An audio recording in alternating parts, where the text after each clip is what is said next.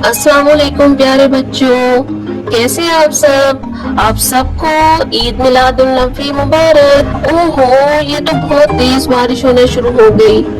مجھے جلدی سے اپنے دوستوں کے پاس پہنچنا ہے، وہ میرا انتظار کر رہے ہیں۔ السلام علیکم بچوں۔ وعلیکم السلام، شکر ہے کہ آپ خیریت سے پہنچ گئے۔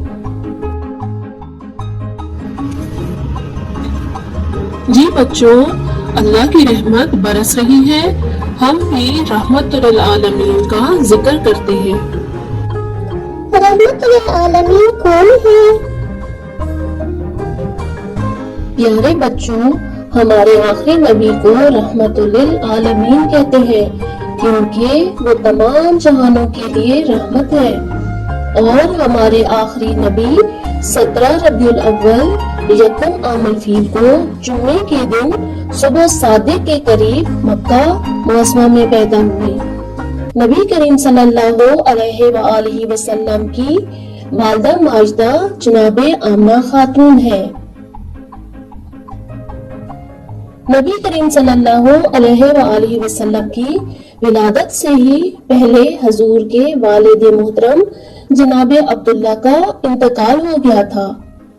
پیارے بچوں، جب ہمارے پیارے نبی اس دنیا میں تشریف لائے تو اس وقت زمین سے آسمان تک ایک نور روشن تھا۔ ملائکہ آسمان سے بڑی تعداد میں زمین پر اتر رہے تھے۔ شیطان نے گھبرا کر ملائکہ سے پوچھا کہ کیا قیامت آ گئی ہے؟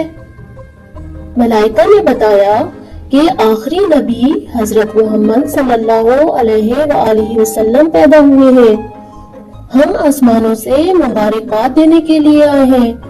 شیطان یہ سن کر اسی وقت سے نبی کریم صلی اللہ علیہ وآلہ وسلم اور آپ کی آل پاک کا دشمن ہو گیا۔ آپ جب 6 برس کے تھے تو آپ کی والدہ ماجدہ جناب آمنہ خاتون نے مقام ابوا میں انتقال فرمایا۔ جب آپ 8 برس کے ہوئے تو آپ کے شفیق دادا اس دنیا سے چل بسے۔ تو پھر جب رسول کے ماں باپ اور ان کے دادا اس دنیا سے چلے گئے تو پھر رسول پاک کس کے پاس رہتے تھے؟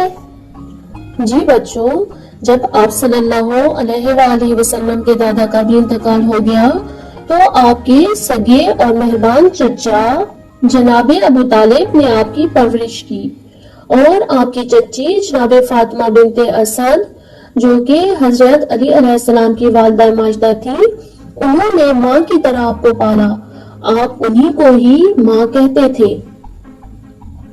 پیارے بچوں، آپ کو معلوم ہے کہ جب حضرت محمد صلی اللہ علیہ وآلہ وسلم مکہ کی گلیوں میں جاتے اور مکہ کے شریر بچے آپ کو تنگ کرتے تو حضرت علی اپنے بھائی محمد کے ساتھ ساتھ ہوتے اور ان کی حفاظت فرماتے تھے۔ ہمارے پیارے نبی نے اپنی ساری زندگی میں کبھی بھی جھوٹ نہیں بولا تھا، اس لیے تمام کفار اور مشرکین بھی آپ کو صادق اور امین کہتے تھے۔ ہمیں بھی چاہیے کہ ہم اپنے پیارے نبی کی باتوں پر عمل کریں اور بالکل بھی جھوٹ نہ بولیں، کیونکہ سچ بولنے والے سے اللہ اور ہمارے پیارے نبی صلی اللہ علیہ وآلہ وسلم بہت خوش ہوتے ہیں اور انہیں بہت پسند کرتے ہیں۔ اگر ہم چاہتے ہیں کہ ہمارے نبی بھی ہم سے پیار کریں تو ہمیشہ سچ بولیں۔ آؤ بچوں، ہم سب مل کر وعدہ کرتے ہیں کہ ہمیشہ سچ بولیں گے۔ ہمارا چینل دیکھنے کے لیے بہت بہت شکریہ۔ اپنا اور اپنے گھر والوں کا خیال رکھیے گا۔ اللہ حافظ۔